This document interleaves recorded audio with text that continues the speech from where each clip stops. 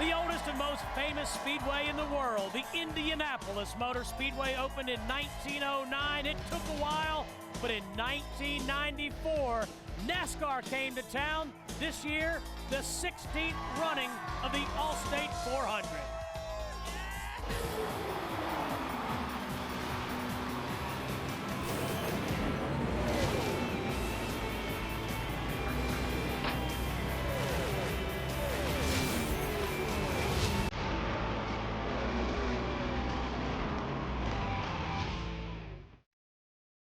The NASCAR community is gathered here at the famed Yard of Bricks to celebrate speed and 400 miles of intense competition. It's going to be a good show.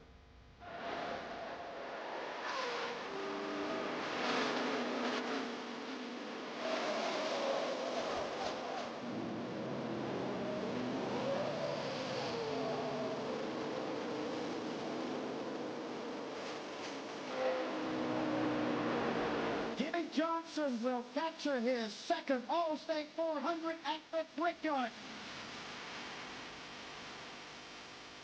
One of the great traditions in all of sports, kissing the Yard of Bricks, taking a checkered flag here at the Indianapolis Motor Speedway. They said opened in 1909.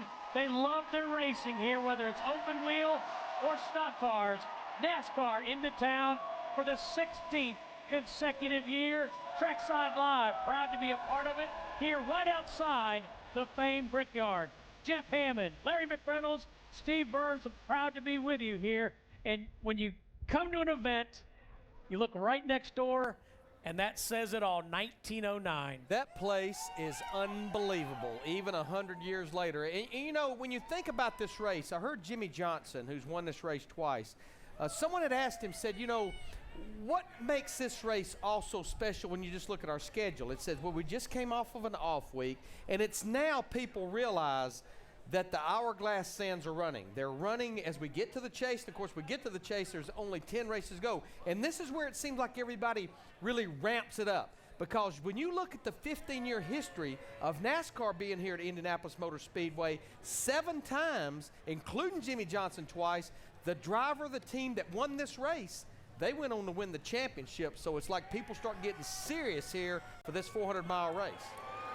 Well, you know, Larry, the thing is we watched Jimmy Johnson take the checker here at Indy like a year ago and then go on and win his 3rd consecutive championship. But you think about it, this race ranks right up there, at least in our world, with Daytona, the Daytona 500. So if you're going to come to a second race, kind of kick the second half of the year off, what a better place to come than here at Indy.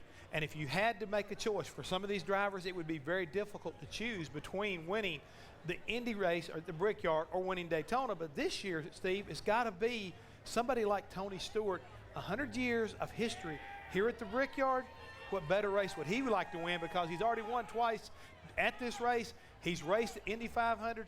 He basically right down the street from the Indianapolis. I mean, so many things kind of come into play here this weekend for a guy like Tony Stewart and so many drivers. Big weekend. Not to mention, you talked about it today, he's in that 14 number here. And that 14 car, AJ pretty Ford made so famous. You know, the other thing about it, guys, is let's use Chicagoland as a comparison. Nothing against that racetrack, but we went there for just the 9th time. Basically a brand new facility. This, you mentioned AJ Foyt. I mean, Sneva, Foyt, Mears, Andretti. I mean, those names. Gordon Johncock. Yeah. And it does give me goosebumps to come to this place. It really does. Well, we were totally caught off guard when we first started coming here. I think I told the story today. We were in the shop working, and Robert Yates came. I was working for the 28 car, Davey Allison, and it was like April or May of 1992, and Robert came in the shop and said, what do you think about taking a car up to Indy? Well, honestly, the first thing I thought about, he was talking about what was then IRP, ORP, and I went, why do we want to take a car over there? He said, no.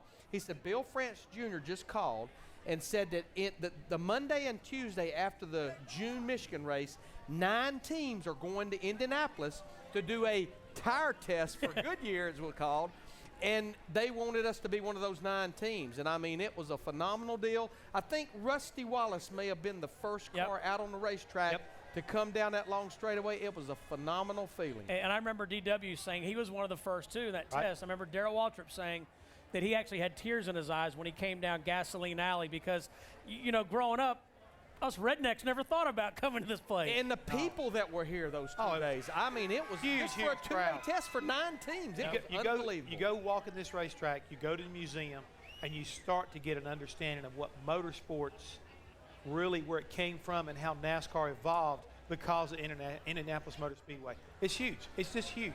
Well, it's time to open up our shell garage and introduce a guy that knows a thing or two about taking a checkered flag here at the Indianapolis Motor Speedway. Please welcome Juan Pablo Montoya.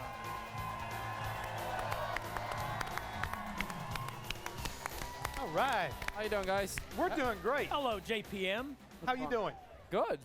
I got to ask you right off the top of the box here, Juan, is it pretty cool being in that same color, style, driver's uniform and paint scheme, helmet scheme that you won the Indianapolis 500 with here several years ago? Yeah, that was the paint scheme actually we ran all year in 2000, and it was really nice. You know, I love that yellow, thunder on the side of the car. It's really cool. And she's fast. She's been always fast. every time we had that was fast, and still, I don't know where we're gonna put it. Second quickest in both practices today. Yeah, I'll tell you, we got a great car. We had a good test here. We felt that we learned a lot about the car, understood how everything worked, and it seems to be good in race trim, seems to be good in qualifying trim. It's a little loose in the qualifying trim, to be honest, but it's loose as I don't want to, put it that way. Juan, you said in practice today during our broadcast that you're excited about Indy. You're excited that you're going fast. You got a good race car. But you've said the same thing now over a period of weeks, and that is we have our eyes, we have our focus on getting in that chase. Yeah, our goal every week. We normally said we need to finish better than we are in points, and it's getting harder every time. So now we say top 12 every week. If we get top 10 to top 12 every week from here to the chase starts, we should be in that chase. Yeah. You know what I mean? We know we got a number that we know if we hit that number, we're gonna be in the chase, and we're a little bit over still.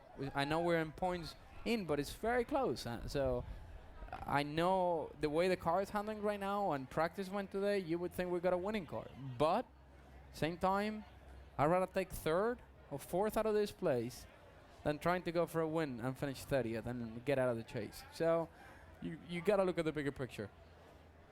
Well, when you say all that, I want to go back to what we were seeing a minute ago there at Victory Lane with your stock car and then the car you won in 2000. I saw you putting your son down there inside the car. I mean, is that something that as a dad, do you aspire for your son to follow in your footsteps? I'll tell you, he's got a go-kart already. Yeah. He loves it. He's really calm. He actually runs really well and everything. The other one is the girl. She's the opposite, It's like the boy is calm and collected. The girl, out of control. It's like wide open all the time. She's honestly 100% just wide open. It's like the boy is all control. Everything, he knows what he's doing. It's like the girl jumps into the pool with nothing on it. And you just gotta go. Trust me, that's not just the Montoya family. The Biffle family, Hammond family. He only has a boy right now. But honestly, the boy was like, everything was so smooth, so calm. The girl's the opposite, and I think soon she's gonna get a go. Which one's gonna make the race car driver? Whoever they want. I don't care. I really don't care. It's for us something that my parents did with me, and especially my father. That was very good. Is we never pushed the issue that we were gonna race professionally. It was fun. It's racing. It's gotta be fun. Yeah. You gotta enjoy it. You gotta take step by step and see what happens. Where you see a lot of fathers now, parents today, they see, oh no, Tiger Woods started when he was 5 and he practiced every day and did this. This is what you need to do. You don't, because by the time they're 15, they don't want to know about it. Yeah, a lot of kids move at their parents' pace and not their pace. Yes. So I've been very aware of that, and I'm taking it easy with them. If they want to do it, we're there to support them. Hey, Steve, ask him about his sunglasses. He got some Cool, isn't it? sunglasses. He got some cool looking sunglasses. Yeah, they're not my normal ones. My normal ones are the ones I really love. This one's they're called the Jawbone, and they're really cool because look at the thing. You open them up, and you can change lenses right there. Change lenses. Right there. Cool. Very cool. Yeah, Wow. I know. Look at that. Juan, That's it. most people that come and visit us bring us gifts. Yeah. I can get you some gifts. Actually, the Oakley guy's here, so that's easy. I'll lose him. You know what I like? The table, carbon fiber table. Carbon fiber. Like that? Yeah. Yeah, Like that, it's you can take that wing if you'll just bring us some glasses. That's the deal. I could hang this in my warehouse. We'll talk about that warehouse later. No haggle Hammond. Those are Oakleys, I think. Yeah. Is that right? Yes, they are. Yeah. Hey, a little bit later on, Greg Biffle joins us. Coming up, we'll ask Juan Pablo Montoya what it's like to go to victory lane here at Indy. Trackside is presented by new Shell nitrogen-enriched gasolines and by NASCAR Banking, only from Bank of America. Your debit card, your credit card, your driver. Learn more at the Bank of America Banking Center today.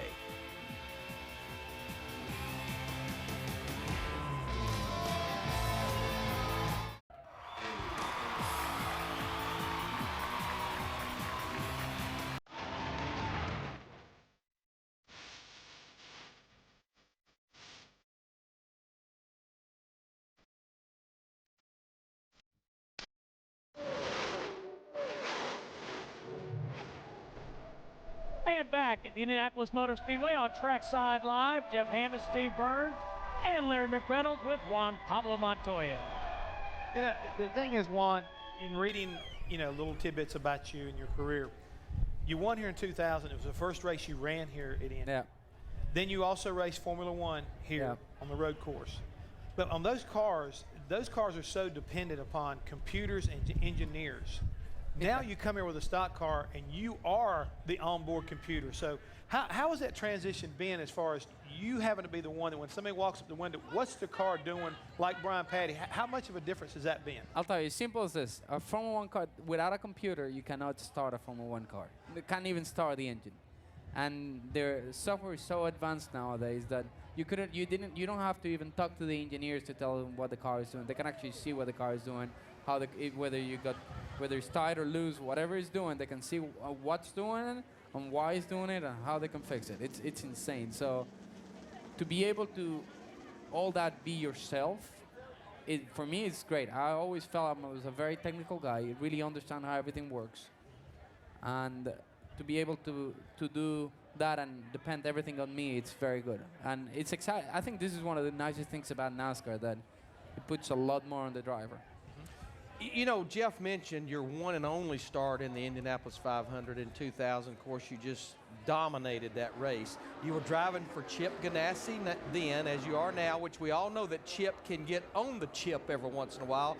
Your car was so good, I think you decided at one point in the race to have a little fun with him about something that might have been going on that really wasn't going on. Yeah, I don't remember. I know about it, and we were joking about it, and I don't know if it was a misfire or something. I think you told him the water pressure gauge had pegged or something. Or something happened, It's like either temperatures were going up or something happened, or I got a misfire. I don't remember what I said, but... Was the poor man about to panic? Yeah, it's a big deal, Sure when I'll tell you the truth. I grew up in European racing. In South America, at that time, you have the Indy 500 a little bit, but mainly it was Formula One. I used to wake up Sundays not to watch an IndyCar race. I wake up Sundays to watch the Formula One race. I was a huge fan of Senna. So when I came here, my history, my first day in Indy, the next morning, the Indy shop, the Ganassi original Indy shop is like 4 blocks from here. So I drove down here, took the little bus tour, and did the track actually in the bus tour and everything. And to actually win it. And now I look back at what I won, it's huge. Yeah, so when you finally figured out you'd push the envelope as far as you needed to push it with Chip, so what'd you just tell him? I don't remember. I think you said, just kidding. Honestly, we were so fast. Oh, it was unbelievable. We thought it was going to be a lot tighter. And in the race, we just kept working on the car. It's incredible because, it's like 9 pit stops. And every time I came in, we put in more front wing. I do remember that. More and more and more and more. And if more we put on it, the faster it ran. It got really loose. It was like, I would hardly ever turn left. I'd like turn left and just go with it, go with it, go. But I was so used to this, the little, and to do that in these cars is very different. Yeah. I mean, the car is very compact. It's very predictable what it does. Everything's small movements. We're here, a big movement in that is a small movement in this. I have to get used to that. When the car does this, it's okay, you can keep going with it. It's to get that in your head is very hard. Yeah. And I'm actually, at this point, pretty comfortable now in these cars. Juan, a minute ago, you talked about being a fan of Ayrton Senna. Yeah. and you've raced all over the world, and you've had the opportunity to see different motorsports fans. How are the fans here in America? How are they different than fans around the world, or how are they similar? I'll tell you the truth, sometimes, and I'm not being, I don't like going and say, NASCAR is great because I'm here. I think NASCAR is great because people can be part of the sport. People out here come and can go to the garage, can be close to the cars. You know what I mean? And in Formula One, when you can't even get into the infield. You can't, you know what I mean? You either in or you're out. You're somebody and you're with somebody. You can see the cars. You can, but you know what I mean? It's so hard. Like on the grid, my wife, it's 6 years went once to the grid. Wow. You mean before the race? Yeah, it's like being like before the race. It's I don't know. Sacred ground. Yeah, it's crazy. We're a little more laid back. A little, yeah. But it's cool, when it comes down to racing, you don't get better racing than this at the same time, And we eat donuts. Yes, nice ones. We don't have to hide them. Obviously, we don't. You said that. You said that. More with Juan Pablo coming up. To locate campgrounds near the Pocono Raceway, visit GoRVing.com. You'll also find virtual RV tours, a free DVD offer, and RV dealer and rental locations in your area. Coming up next on Speed, as the Sprint Cup stars battle at the Brickyard, the NASCAR Camping World Truck Series heads across the street to shine under the lights at O'Reilly Raceway Park. Don't miss the NASCAR Camping World Truck Series live from Indy. Up next, NASCAR on Speed. They don't play nice. History could be made tonight. That's right. Horner they go for 4 in a row. 4 in a row. Look at there on the cover of NASCAR. Now, Juan, why does it say Mystery Man? I have no idea. You get the cover and a headline, Mystery Man? You know what's funny? Half of that interview was whether I was an asshole or not. Is that how they approached you? Pretty much. They said, Juan, we want to interview you about whether or not you're an asshole. Pretty much. What I have learned with Juan Pablo Montoya, I'll tell you, I'm very. if you don't want to know the truth, don't ask him. Oh, Exactly. I'm a very reserved guy in a way. I don't go out. I'm hanging my motorhome, watch movies, internet, whatever, go and play golf. But You play Wii. Yeah, I don't hang around with all the guys. Never done it, and I'm here. It's different, Now, I talk a lot with Mark Martin, Casey Kane, those guys that have been around all year, where we are in points, and they're great guys, And this is very different for me, and because I'm quiet in a way that I don't go out with everybody and things like that. So, I joke around because people say I'm an asshole. So, hey, if you want to say that, then I am. Hey, I guess that makes us all somewhat like mystery men, right? I guess so. I guess. We'll hang out with you. That's right. Anytime, any place. You can hang out with us. We don't think you're that way. You sure? Hey, Positive. hey, you mentioned playing golf. You were on the show one time and you talked about knocking the golf ball, downstairs into the wall. Now, I understand your crew chief, Brian Patty, he plays golf also. Oh, yeah. Okay. Who winds up winning when you go out? Because he told me one time he took you to the cleaners. Did he do it? Well, we never bet. I don't bet when I play golf. This year I haven't played that much. He comes. The annoying thing about playing with Brian, I like playing, but I'm relaxed. I don't, you know what I mean. I don't focus on every part. But he does, and he doesn't talk. And it's kind of actually serious. Yeah, and I don't do serious golf. And right now, actually, this year I've been a lot more. I still play golf sometimes, but I'm more into windsurfing this year. I'm doing a lot of windsurf. Windsurfing. Where you do that down in Miami? I like the week off. We were in Aruba for a week. Pretty cool. Can you windsurf in Lake Norman, Larry? There's any wind? Probably not. No. No. Okay. If it's 10 knots or more, you can. How much is a knot? A knot is 1.8 and a mile is 1.6 against a kilometer. Okay. Maybe on some days we could. Yeah, it's like 11, 12 miles an hour. Juan, you know the learning curve that you went through coming over here. I mean, and Chip and Felix put you in, ARCA and Nationwide Series just as much as they could in 2006. You saw what Dario went through. You've seen what Sam went through. With all this buzz about Danica Patrick possibly coming to NASCAR, if you could give her just one piece of advice, what would be the number one piece of advice you would give her? Don't expect much. the less you expect about coming here and do well, the better you do. Keep the expectations low. Yeah, it's, you know what I mean?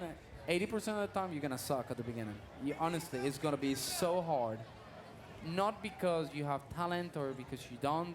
It's just because you come from an open-wheel car that is very predictable. It does everything you want, to a car that, you know what I mean? It's a handful. It is a handful. Now that I drive them, I'm very comfortable in them, and I can drive them good. But, you know, the less you expect, the better you do, probably. Yeah, I love what you told me one time, Juan. It was all the things that go around the racing that you have to learn. You told me when you would hit pit road, you'd see everybody's pit sign but yours. You'd see all these signs. It still happens. Don't worry about it. It still happens. You know, simple things as that. You gotta, you know, it takes longer to slow down. You know, when you're gonna hit the box, if you lock those tires, you're gonna slide for 3 boxes, and the thing ain't gonna stop. You gotta control your own pit speed, and it's kind of annoying when you're doing it and you think you're doing it right and somebody just drives by you. It's like, I thought it was on the limit, you know? And then you try it and then you get caught speeding, and you know what I mean? It takes time. It takes time, and are people that support her are willing to wait for her to perform? I don't know. We'll have to wait and see. Yeah. You said it takes time. You guys, as far as Earnhardt Ganassi Racing, looked like you were making huge gains. You got your team where it is. Martin Truex Jr., they were coming right along. Now he announces he's not going to be with you next year. What's the future hold as far as Earnhardt Ganassi and your At the moment, you know, for us, it's Sunday.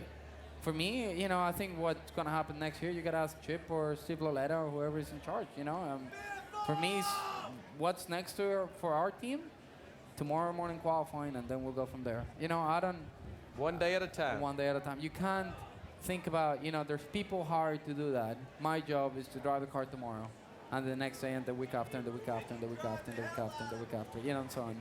But, you know, we got really take it day by day. You know, today we probably had the fastest car today, but you gotta be self-conscious that you gotta take your time, you gotta be smart about it, and watch our goal right now. Our goal right now is making that chase, and we gotta do everything in our power not to throw it away. And you know what, Juan? We don't pull for people. We want to see Juan Pablo Montoya make the chase. We're pulling for you, buddy. Thank you. I mean, we like your approach. I think Brian, Patty, you guys, you've got a battle plan. We've been talking about it. You're executing it, and that's just great to see that you've got that kind of self-control to maybe have a winning race car, but are willing to say, hey, it ain't worth the risk. I want the big picture. That's and you know what I learned? The next time Linda calls me that name, I'm going to say, I'm a mystery man. Mystery man. Juan Pablo, thank you. Yeah. We appreciate it. Thank you, guys. All righty. Hey, a little bit later on, Greg Biffle will join us. He's not a mystery man.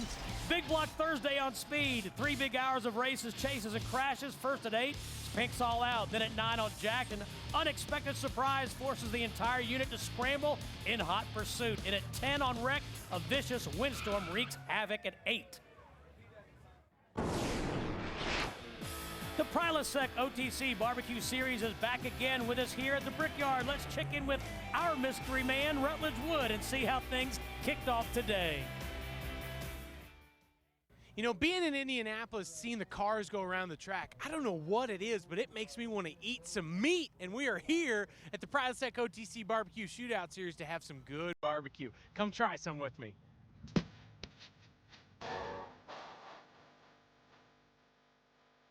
So Bill Milroy, Texas Rib Rangers, how did you get into barbecue? Well, I was a volunteer fireman, and we had 3 older gentlemen that helped us do fundraisers, and I told them, you know, stay up all night, cook barbecue, drink a little beer, have a lot of fun. You need to teach us young folks how to do it.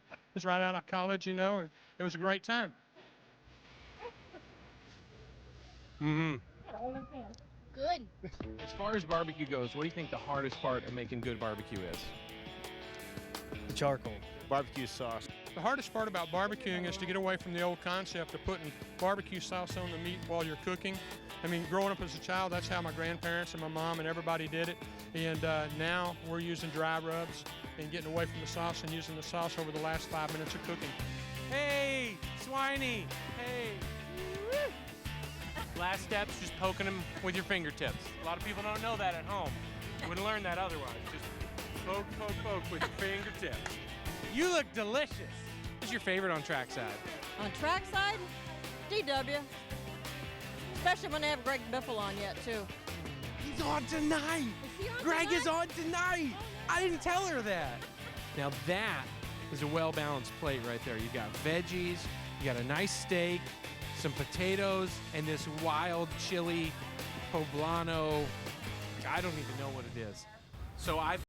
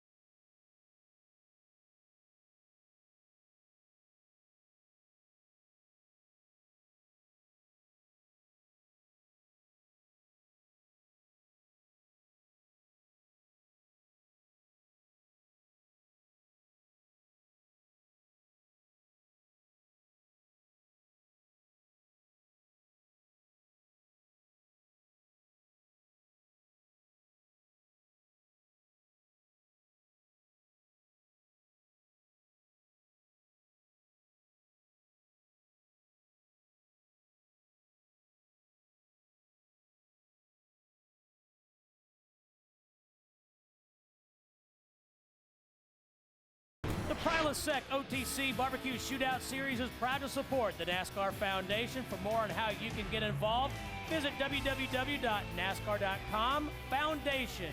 Coming up, Greg Biffle joins Trackside. Trackside Live is back at the Indianapolis Motor Speedway. Our thanks to Juan Pablo Montoya, the mystery man.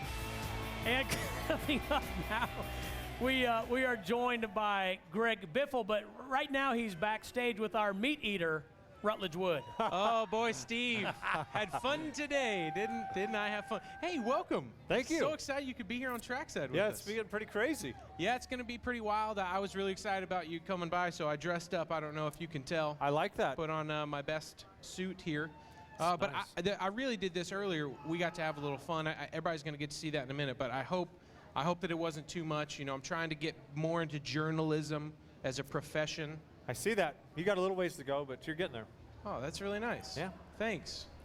How's that racing thing going? That's going pretty good. Yeah. Well, Yeah. I guess you got a little further to go then, don't you? That's right. Steve, is that good? Is that how that works? How do you like them apples? Thank you. Yeah. I think we should play that piece. I'm How's ready that for it. reporter thing going? It was good up until this show. All right. I'm working on it.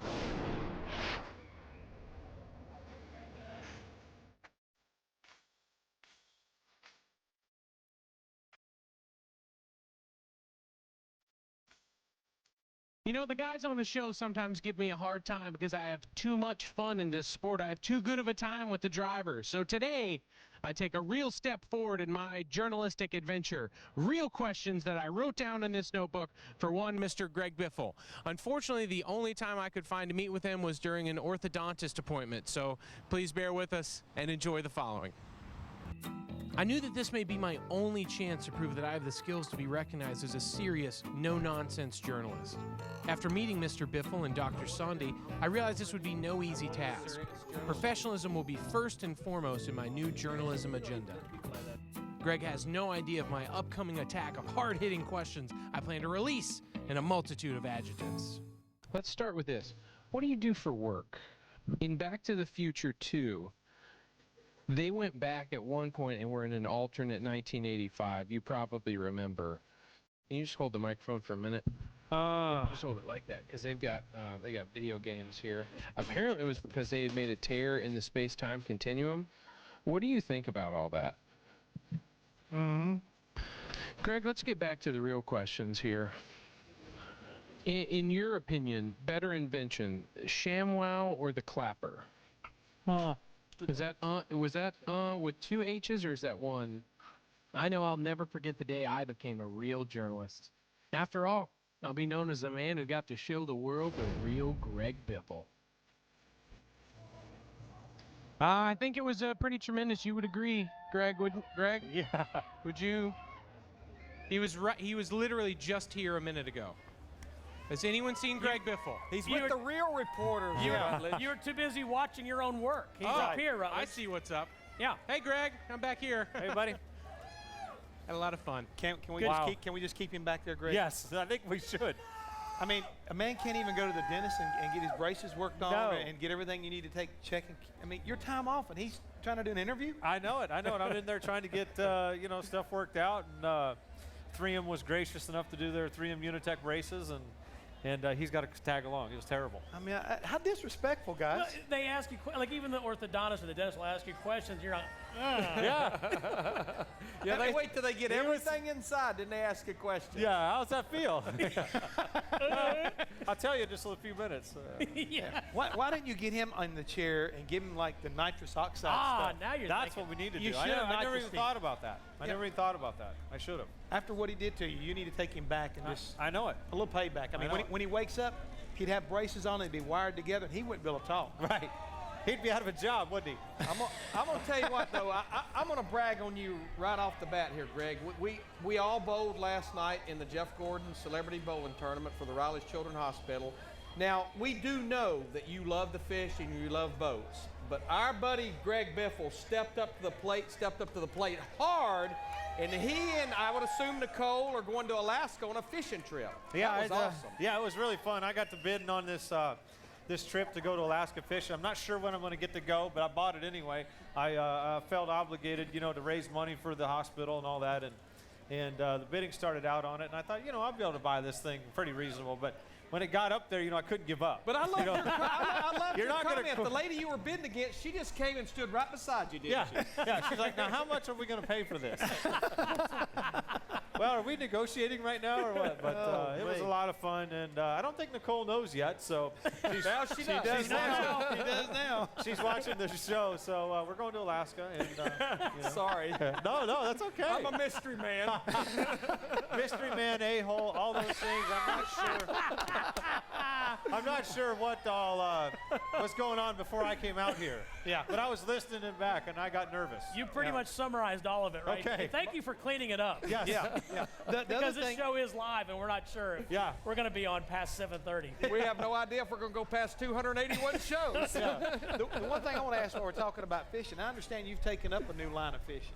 Oh, yeah, bow fishing? Yeah. Yeah, it's a lot of fun. I use a bow and arrow, and you go out at night, and I built a platform on the front of this boat, and it's been a lot of fun. I mean, I've really enjoyed it, but I haven't been able to go lately. I've only been about 4 or 5 times, but it's been a lot of fun. You need to take Larry with you sometime. Yeah. Well, let's you go. know what? I've never been fishing. I'm so excited because my boy Hammond told me we were going to go fishing with dynamite. There you go.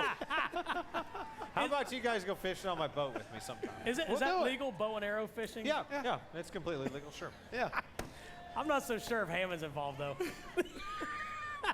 I got a license. I don't think dynamite is. No, I think that's out. I don't have a license for that. Yes. Coming up, Greg Biffle and I will go to the Lazy Boy Lounge. It could be good.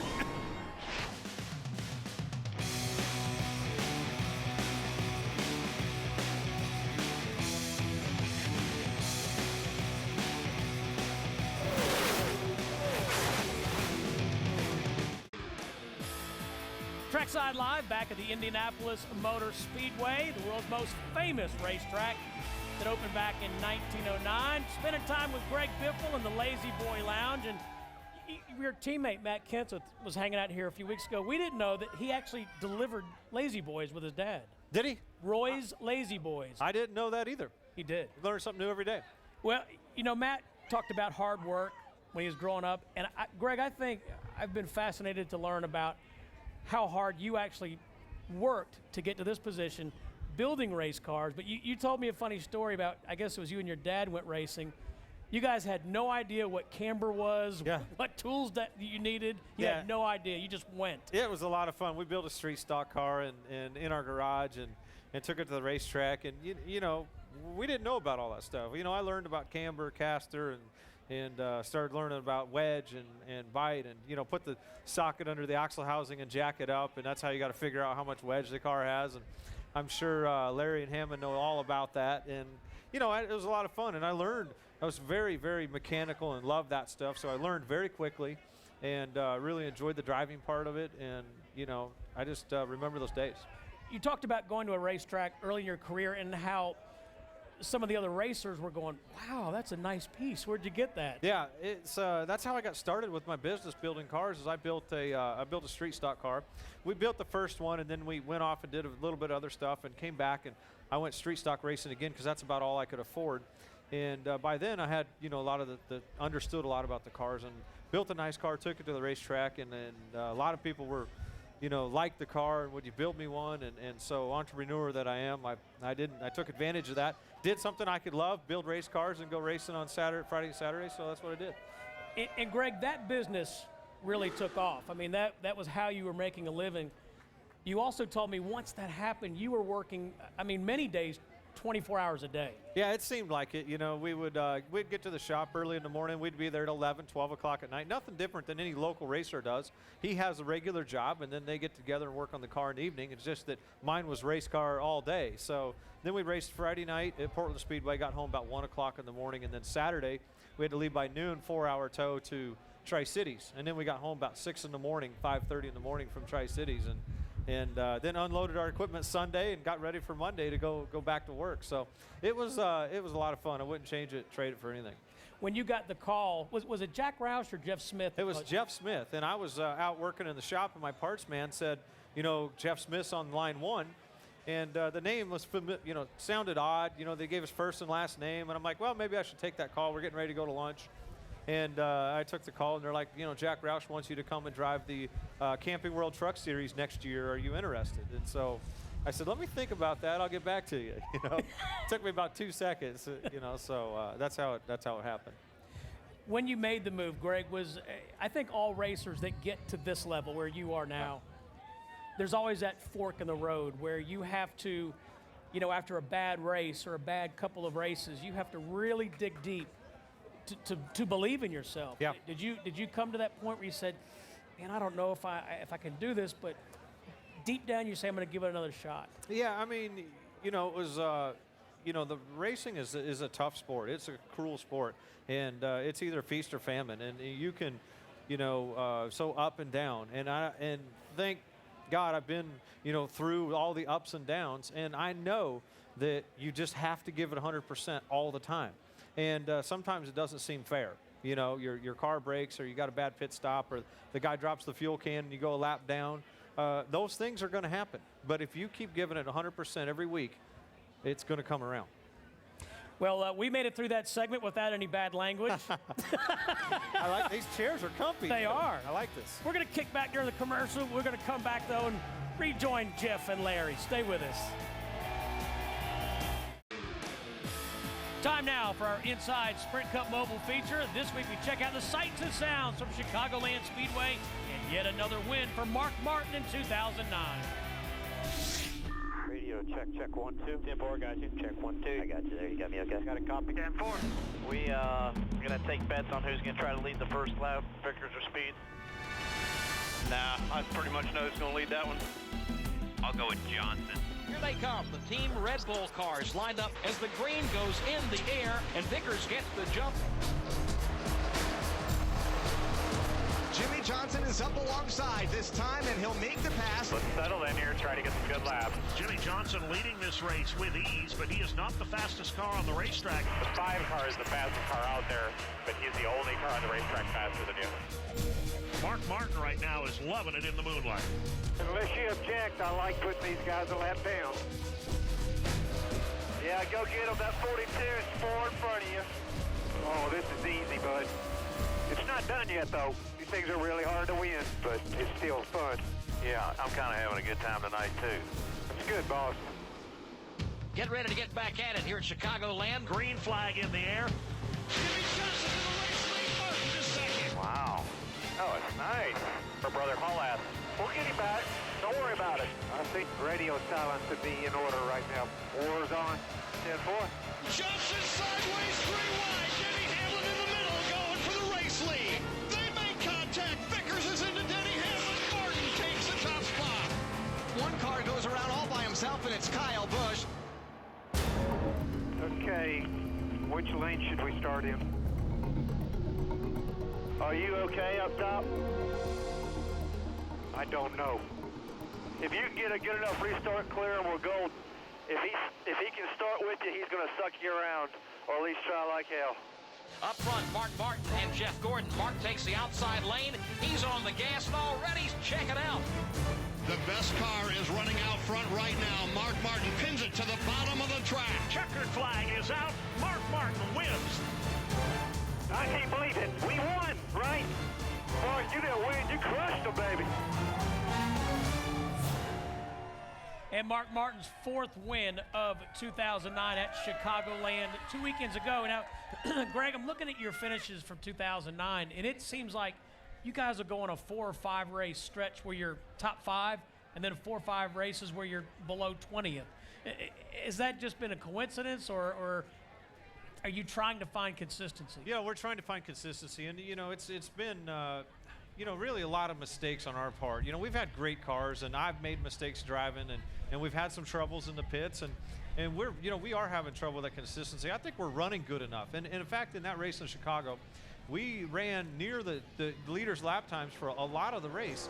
We just were a lap or 2 laps down, and it was unfortunate. We had problems in the pits and had to do a pass-through under green, and that really caught us in a bad spot. But we had a good car. I think we could have finished top 10 easily at Chicago if we'd have been on the lead lap. We'll have more with Greg Biffle coming up. Don't forget the Camping World Truck Series up next. Stay tuned to NASCAR 7 days a week with in-car audio, live race, radio stats, and more. The NASCAR Sprint Mobile. It'll change the way you experience the race.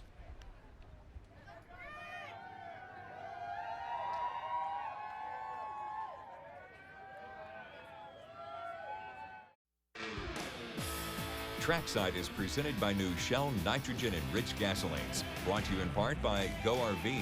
Go affordably. Go RVing. Visit GoRVing.com to get started on your road trip adventure. And by Cheerios, good for the heart. Well, the good Lord and FCC willing, we'll be back at Pocono next week. Our guests include Clint Boyer and Marcos Ambrose. That was good. Thank you. Yeah. That could be very interesting. Yeah.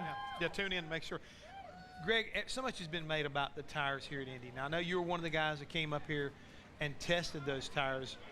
And what is your feeling on that? And was it any different test? I mean, was this test any different than some other Goodyear tire tests you've done? I think so. I think they had a pretty good handle when I came. I came like second to last test. I know they did maybe 4 or 5 tests, but Goodyear, really did a great job with, picking a tire for this racetrack. When I came, they put 2 different tires on us, and the one was clearly better than the other tire. The tire's got a lot of grip. I don't know how it's going to race yet. We haven't been around other cars, and I ran the thing out of gas with the same tire on the car. 30 laps, I ran out of gas, and the tire still has a little tiny bit of rubber left on it. And I mean, what more can you ask for? I mean, they hit the nail on the head. I think the tire's great. They got caught last year. I think a big deal was made of it. Obviously, it was a big deal, but it's not a big deal this year. They got a great tire. Hey, Greg, we've got 7 races to go. Right now, you're 13th, 10 points behind your teammate. But your season last year is a prime example of how the chase works. You entered the chase 9th in points with no wins. The first 3 races, you won 2, you had a 3rd place finish, and at one point you were as high as 2nd, and the points ended up finishing 3rd. Yeah, I mean, we had a great chase race last year, and hopefully we get the 3M Ford Fusion back in the chase again. And because I think we can make a serious effort at this thing, and we're not certainly out of it. Only 10 points out. We're going to run good here. We're going back to Michigan and Pocono, and a lot of places I like. So I think we're going to get back in there. Well, Greg, thanks for being with us in our last show. From Indy. Thanks for having me. I appreciate it. Our thanks to Juan Pablo Montoya, who may have single-handedly taken us down. But coming up next, we're going to join Chris Devoda, Rick Allen, Ray Dunlap, the entire Adam crew. Alexander. Alexander, the Bill mystery Parsons, woman. at O'Reilly Raceway Park.